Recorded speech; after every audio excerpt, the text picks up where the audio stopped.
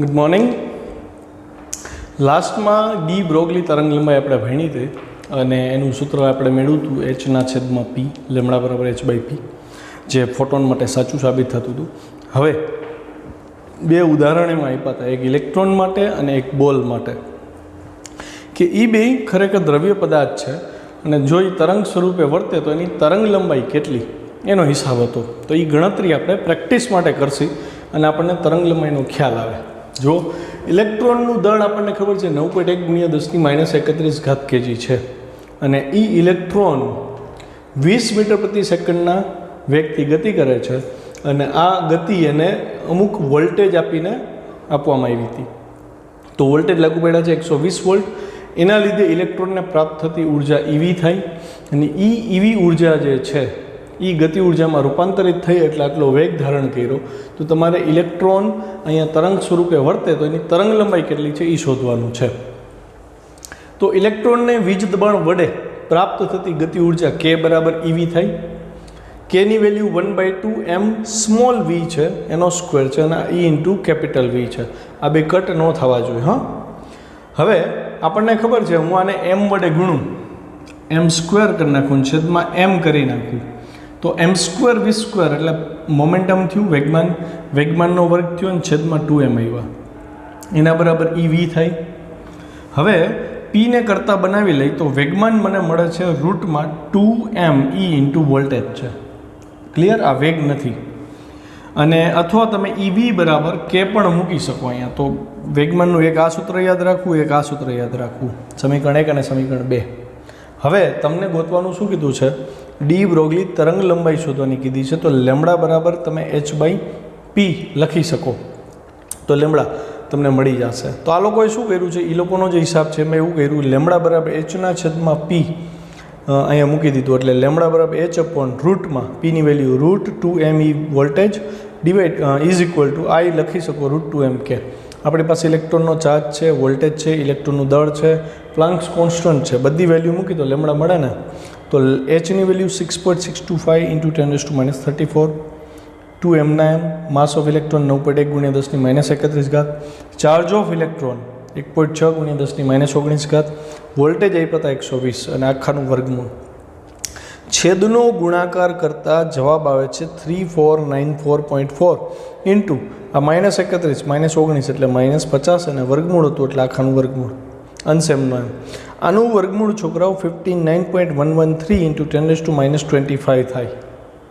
હવે એનું સાદુરૂપ ભાગાકાર કરો ને તો જવાબ આવે છે 0.112 × 10⁻34. આ -25 ઉપર ગયા પ્લસ થયા એટલે 0.112 × 10⁻9 મીટર, મતલબ નેનોમીટરમાં આપણને વેવલેન્થ મળી. અહીંયા સ્પષ્ટ થયું કે ઇલેક્ટ્રોન જો તરંગ સ્વરૂપે વર્તે તો એની વેવલેન્થ કેટલી થશે? 10⁻9 એટલે કે નેનોમીટરના ક્રમની થાય. સૂક્ષ્મ કણની પરિસ્થિતિ જોઈએ. હવે આપણે મોટા કણની વાત કરીએ એટલે એના ઉદાહરણ તરીકે એ લોકોએ બોલનું દળ લીધું છે. બોલ મોટો હોય એનું દળ 0.12 kg એટલે કે 120 ગ્રામનો બોલ છે. દળ મોટું થાય તો લેમડા ઉપર એની શું અસર પડે એ ચેક કરીએ. વોલ્ટેજ એટલા જ છે, વેગે એટલો જ છે જેટલો ઇલેક્ટ્રોનનો હતો. તો બોલ માટે ડી બ્રોગલી તરંગ લંબાઈનું સૂત્ર લેમડા બરાબર h/p ડાયરેક્ટ કરી નાખ્યું h/mv. આ જ રીતે તમે અહીંયા કરી શકત. જો વેગે છે, માસે છે તો સીધું તમારે આ સૂત્ર ન કરવું હોય ને સીધું અહીંયા hના છેદમાં mv કરવું હોય તોય કરી શકો. મેં આ સૂત્ર વચ્ચે એટલે કરાવ્યા છે કેમ કે આની જરૂર પડે છે. જ્યારે ચેપ્ટર 10ના MCQ આપણે કર્યા હતા ને એમાં મેં એક MCQ બાકી રખાયો તો મેં કીધું હતું આગળના ચેપ્ટર કરશે ને ત્યારે અહીંયા ડી બ્રોગલી વેવલેન્થવાળું સૂત્ર આવશે તો એ ક્વેશ્ચન બેંકમાં એ ક્વેશ્ચન ગોતજો કે જે આ સૂત્રથી થઈ જશે. અહીંયા લેમડાની કિંમત તમે hના છેદમાં √2m ev મૂકશો ને એટલે તમને એનો આન્સર મળી જશે. છતાંય ક્વેશ્ચન બેંકમાં ન થાય તો મને એનો સ્ક્રીનશોટ મોકલજો. તમારો જે ગણેલો હોય ખોટો હોય એવો, અથવા ક્વેશ્ચન ન મળે તો કહેજો, હું ક્વેશ્ચન તમને કહીશ કેટલામાં હોતો હોય. ઓકે, જાતે કરજો. તો hના છેદમાં mv છે, h mનો m એની કિંમત આપણને આપી છે. માસ ઓફ બોલ 0.12, વેલોસિટી ઓફ બોલ 20, 0.12 × 20 એટલે 2.4 થાય. તો 6.625 ભાગ્યા 2.4 કરતાં 2.76 × 10⁻34 મળે. તમે જોઈ શકો ઇલેક્ટ્રોનની વેવલેન્થ નેનોમીટરમાં મળી, જ્યારે -34 મળે છે. ખૂબ સૂક્ષ્મ થઈને એનો મતલબ જેમ પદાર્થનું દળ વધે એમ તરંગ લંબાઈ સૂક્ષ્મ થતી જાય. તો તો આ તરંગ લંબાઈ અતિ સૂક્ષ્મ છે, એટલે આપણને બોલ તરંગ સ્વરૂપે ગતિ કરતો જોવા મળતો નથી. આપણને બોલ સુરેખ ગતિ કરે છે એવો ભાસ થાય. ખ્યાલ આવ્યો? હવે ક્વેશ્ચન, હાઇઝનબર્ગનો અનિશ્ચિતતાનો સિદ્ધાંત સમજાવો. આ કેમિસ્ટ્રીમાં તમે ભણી ગયા હાઇઝનબર્ગ અનિશ્ચિતતાનો સિદ્ધાંત, અનસર્ટેનિટી પ્રિન્સિપલ ઓફ હાઇઝનબર્ગ. શું હતું? સૂક્ષ્મ કણો માટે આ સિદ્ધાંત લાગુ પડે. હાઇઝનબર્ગે કીધું કે તમારે ઇલેક્ટ્રોનનું સ્થાન જો નક્કી કરવું હોય કક્ષામાં, બોહર મોડેલમાં આવશે આગળ જતાં નેક્સ્ટ ચેપ્ટરમાં, હાઇઝનબર્ગને અને બોહર મોડેલમાં જે અનિશ્ચિતતા જોવા મળી હતી એ આપણે આગળના ચેપ્ટરમાં જોશે. પણ અત્યારે એનું પ્રસ્તાવના આપી દઉં. હાઇઝનબર્ગે એવું કીધું કે ઇલેક્ટ્રોન અગર કોઈ વર્તુળ કક્ષામાં ભ્રમણ કરે છે તો એનું એક્ઝેક્ટ લોકેશન ક્યાં છે એ તમે ચોકસાઈપૂર્વક કહી શકતા નથી. કેમ કે જો તમે એનું લોકેશન મતલબ કે એનું સ્થાન ચોકસાઈપૂર્વક કહેવા જાશો તો એનું વેગમાન એકદમ અનિશ્ચિત થઈ જશે. બરાબર છે? મતલબ વેગમાન તમે ફિક્સ નથી કરી શકતા. અચ્છા, પછી બીજું એણે એવું નોંધ્યું કે જો તમે ઇલેક્ટ્રોનનું વેગમાન ચોકસાઈ તરફ લઈ જશો તો તમે ઇલેક્ટ્રોનનું સ્થાન નક્કી નથી કરી શકતા. કેવી રીતે એ આપણા પ્રશ્નમાં જોઈએ. પહેલાં તો હાઇઝનબર્ગનું જે વિધાન છે એ સમજીએ. કોઈ ઇલેક્ટ્રોન કે એના જેવા બીજા સૂક્ષ્મ કણનું સ્થાન અને વેગમાન એક સાથે ચોકસાઈથી માપી શકાતા નથી. તમે બેમાંથી કોઈ એકને ચોક્કસ માપી શકશો, પણ એકને ચોકસાઈ આપવા જતાં બીજું ખૂબ જ અચોકસાઈવાળું થઈ જશે. તો જો હંમેશા કણના સ્થાનમાં અમુક અચોકસાઈ જોવા મળશે, એ ડેલ્ટા એક્સ કહેવાશે. મતલબ સ્થાન તમે એક્ઝેક્ટ નહીં માપી શકો, એનાથી આગળ પાછળનું થોડુંક વેરિએશનવાળું મપાશે. એટલે એ ડેલ્ટા એક્સ જેટલું એનું વેરિએશન થયું સ્થાનમાં અચોકસાઈ. અને વેગમાનના વર્ણનમાં, વેગમાનના મૂલ્યમાં પણ તમને અમુક અચોકસાઈ ડેલ્ટા પી જોવા મળશે.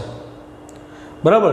તો હાઇઝનબર્ગે સિદ્ધાંત આપ્યો કે જો કણના એક્સ યામની અનિશ્ચિતતા ડેલ્ટા એક્સ હોય અને તેના વેગમાનના એક્સ ઘટકની અનિશ્ચિતતા ડેલ્ટા પી હોય તો બેનો ગુણાકાર delta X into delta P H cut જેટલો થશે. એચ કટ એટલે એચના છેદમાં 2π.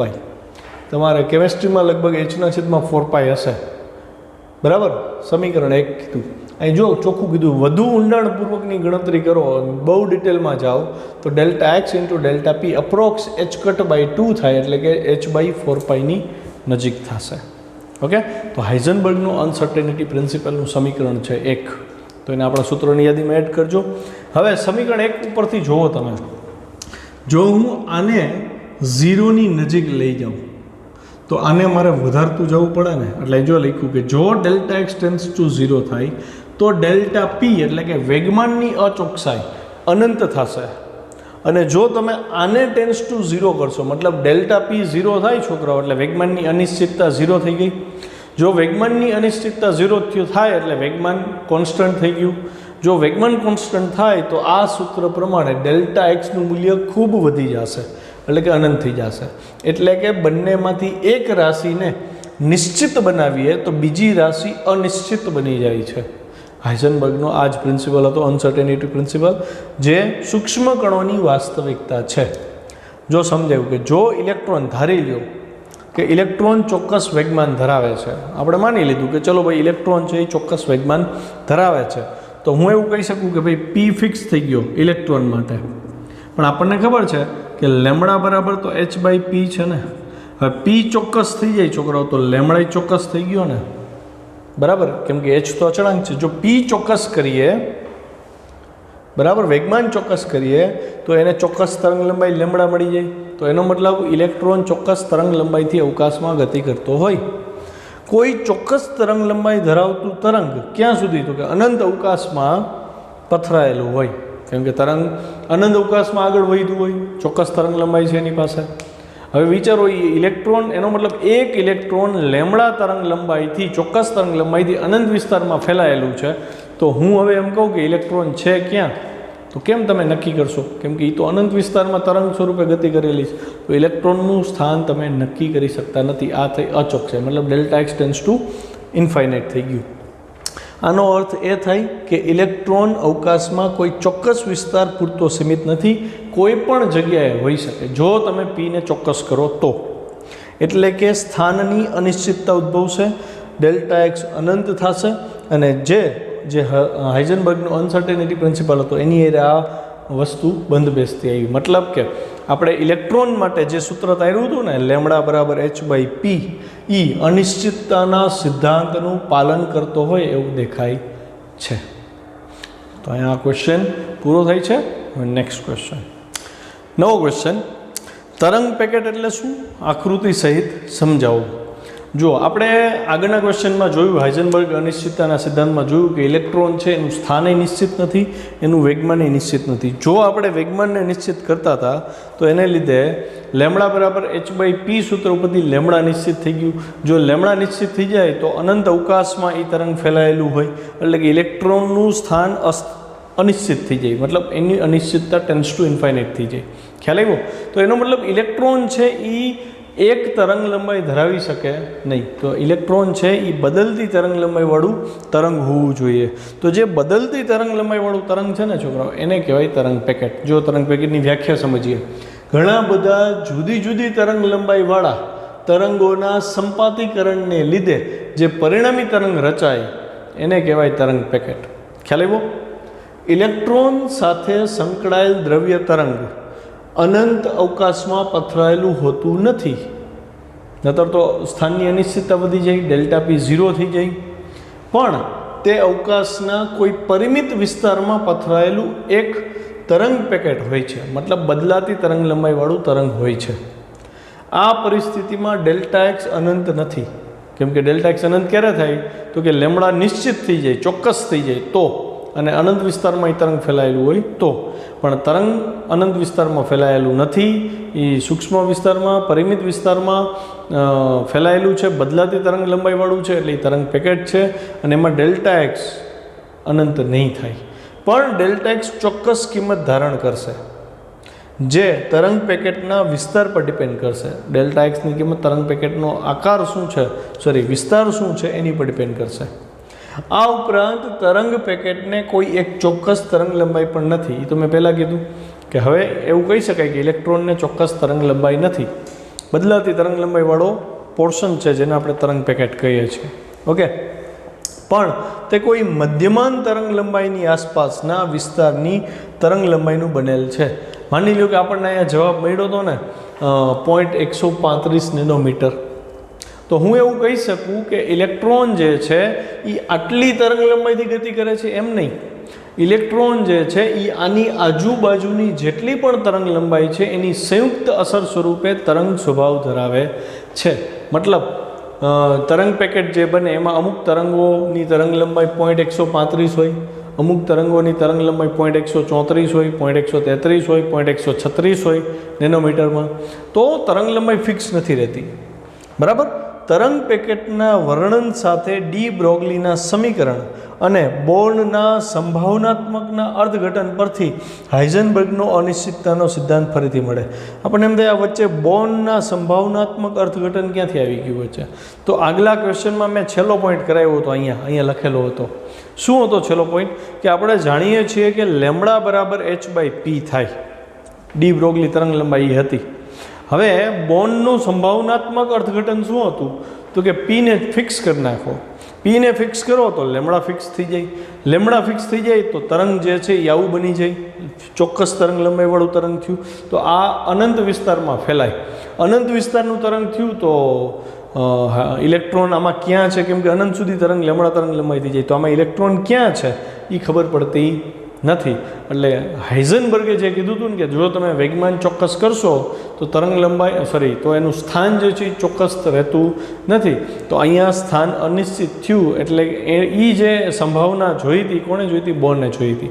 એટલે અહીં ખબર પડી કે ડી બ્રોગલી તરંગ લંબાઈનું સૂત્ર લેમડા બરાબર h/p અને બોર્નનું જે અર્થઘટન હતું કે ભાઈ પી અચળ કરતાં લેમડા અચળ થશે, લેમડા અચળ થતાં delta x tends to infinite થઈ જશે. એ બે અર્થઘટન ઉપરથી નક્કી થયું કે તરંગ જે પેકેટ છે એ અલગ અલગ તરંગ લંબાઈનું બનેલું છે. અને હાઇઝનબર્ગના અનિશ્ચિતતાના સિદ્ધાંતની ફરીથી પુષ્ટિ થઈ, મતલબ કે હાઇઝનબર્ગનો સિદ્ધાંત અહીંયા અનુકરાય છે એવો એનો મતલબ થયો. ઓકે, જો આ પેકેટ જુઓ, તમે અહીં જોઈ શકો છો, અહીંથી આ અંતર, પછી અહીંથી આ અંતર, અહીંથી આ અંતર, જો બધાની તરંગ લંબાઈ અલગ અલગ છે.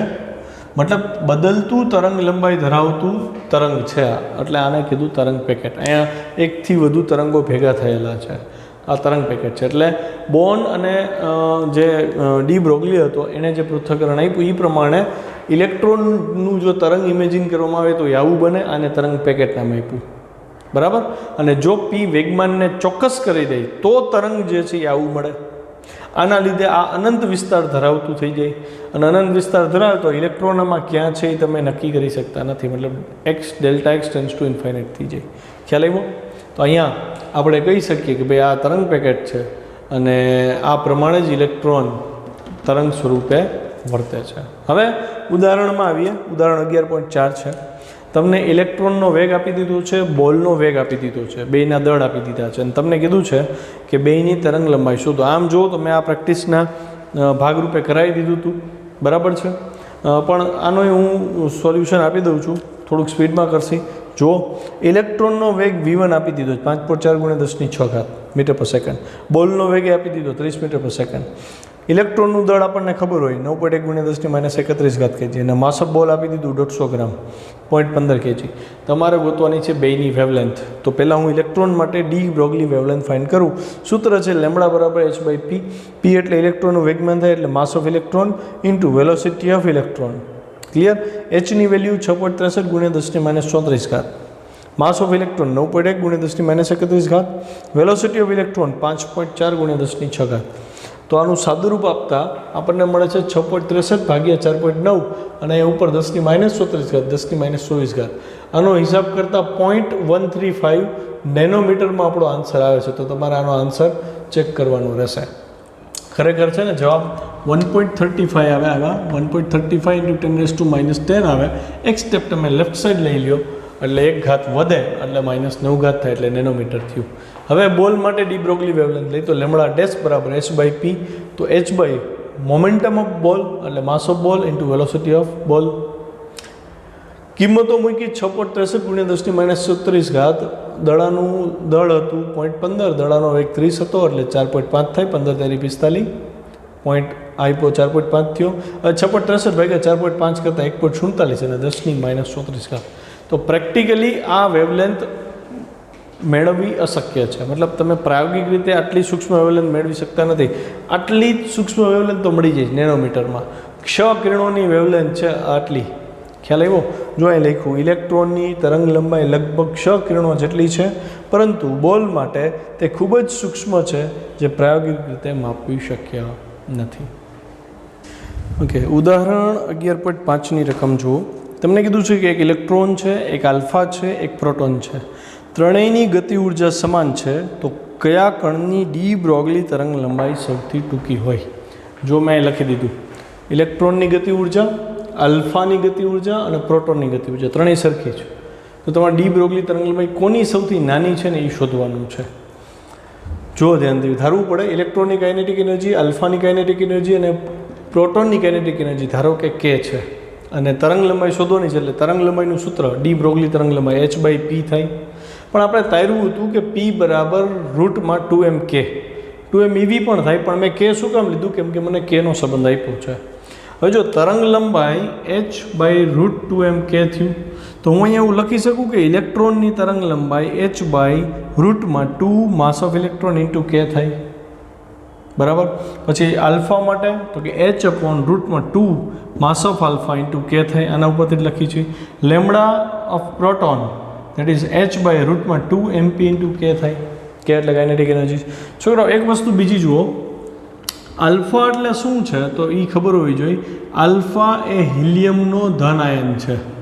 હિલિયમનો ધન આયન એટલે હિલિયમના ન્યુક્લિયસની જ વાત છે. બહારના બે ઇલેક્ટ્રોન નીકળી ગયા છે.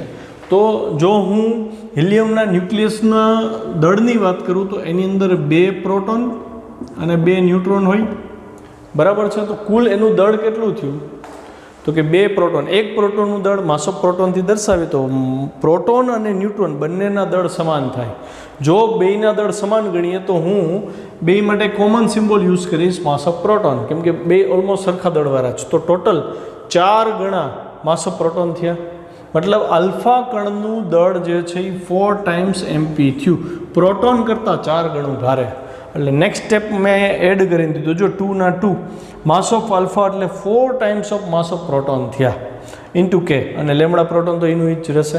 હવે ધ્યાનથી જુઓ, હું આ ત્રણેયનો ગુણોત્તર લઈશ. લેમડા ઈ જેમ લેમડા આલ્ફા જેમ lambda proton.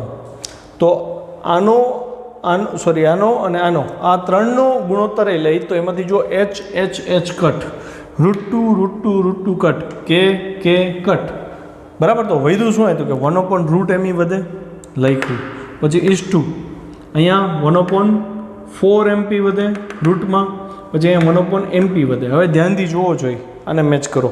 Mass of electron સૌથી ઓછું થાય, માસ ઓફ ઇલેક્ટ્રોન સૌથી ઓછું છે, છેદમાં છે, તો લેમડા ઈ સૌથી વધુ થશે. માસ ઓફ હિલિયમ જુઓ જોઈએ, આલ્ફાનું માસ જુઓ જોઈએ, હિલિયમ આયન છે એનું, તો તમે કહી શકો આનું માસ સૌથી વધારે છે, છેદમાં છે, સૌથી વધારે માસ છે, તો એની વેવલેન્થ સૌથી ઓછી થશે. તો અહીં જો જવાબ લખ્યો. સ્પષ્ટ છે કે આલ્ફાનું દળ મહત્તમ હોવાથી તેની તરંગ લંબાઈ ન્યૂનતમ થાય. જરૂરી નથી દર વખતે દળ વધારે હોય તો તરંગ લંબાઈ ન્યૂનતમ થાય. એમાં ગતિ ઉર્જા એ મહત્ત્વનો ભાગ ભજવે છે. જ્યારે ગતિ ઉર્જા સમાન ન હોય તો જવાબ બદલાઈ પણ શકે. ઓકે. પછી ઉદાહરણ 11.6 જો એની રકમ જુઓ. એક કણ ઇલેક્ટ્રોનની ઝડપ કરતાં 3 ગણી ઝડપે ગતિ કરે છે. ધારો કે કણની ઝડપ v છે, ઇલેક્ટ્રોન કરતાં 3 ગણી ઝડપે જાય છે. ઇલેક્ટ્રોનની ઝડપને VE કહી દઈ તો V બરાબર 3 ટાઈમ્સ ઓફ ઇલેક્ટ્રોન સ્પીડ થઈ. આટલું આપ્યું છે. પછી કીધું છે કણ અને ઇલેક્ટ્રોન બેની તરંગ લંબાઈનો ગુણોત્તર આપી દીધો છે. ધારો કે આપેલો કણ છે એની તરંગ લંબાઈ લેમડા છે અને ઇલેક્ટ્રોનની તરંગ લંબાઈ લેમડા ઈ છે, તો લેમડા બાય લેમડા ઈ આપી દીધું તમને 1.813 × 10⁻⁴. તો તમને કીધું છે કણનું દ્રવ્યમાન શોધો, માસ ફાઇન્ડ કરો, અને કયો કણ હોઈ શકે એનું અનુમાન કરો. તો મેં જે ડેટા આપ્યો છે ને એ લખ્યું, ને જે ધારવું પડે છે એ લખ્યું. ધારો કે કણનું દળ m છે, કણનો વેગ v છે. ક્વેશ્ચનમાં આપી દીધું હતું કણની તરંગ લંબાઈ અને ઇલેક્ટ્રોનની તરંગ લંબાઈ, ડી બ્રોગલી તરંગ લંબાઈનો ગુણોત્તર 1.813 × 10⁻⁴ છે. તથા કણની ઝડપ આપી દીધી હતી 3 ગુણ્યા ઇલેક્ટ્રોનની ઝડપ VE, એટલે V બરાબર 3VE થઈ ગયું.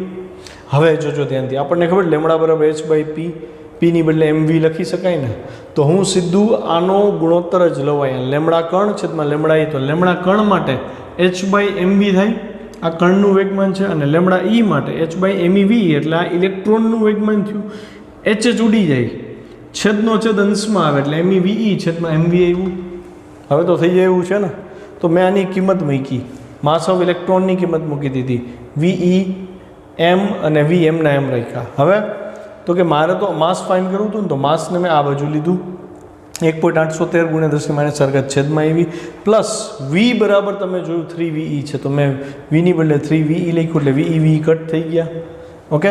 તો હવે આનો સાદુરૂપ આપો 9.1 ભાગ્યા 1.813 ભાગ્યા 3, તો જવાબ આપણને મળે છે 1.675 × 10⁻27 kg. તો -27 આવે છોકરાઓ, એટલે એ પ્રોટોન અથવા તો ન્યુટ્રોનનું દળ થયું. તો એનો મતલબ ઇલેક્ટ્રોનની અરે જે બીજા કણની વાત કરી છે એ કાં તો ન્યુટ્રોન હોઈ શકે કાં તો પ્રોટોન હોઈ શકે, કેમ કે એની સમકક્ષ દળ મળે છે. અને 11.7નું ઉદાહરણ જુઓ, રકમ જુઓ. 100 વોલ્ટના સ્થિતિમાનનો તફાવત આપ્યો છે, એનાથી એક ઇલેક્ટ્રોનને પ્રવેગિત કર્યો, મતલબ ઇલેક્ટ્રોનને ઈવી જેટલી ઉર્જા આપી, જ્યાં વોલ્ટેજ 100 છે ને ઈ છે એનો ચાર્જ છે. તો તમને કીધું છે કે આ કેસમાં ડી બ્રોગલી તરંગ લંબાઈ કેટલી હશે. તો તમે જોયું આ 3-4 દાખલા જે આપણે ગણ્યા એ બધા હરીફરીને ડી બ્રોગલી તરંગ લંબાઈ ઉપર જ આવે છે. બહુ ઇઝી છે.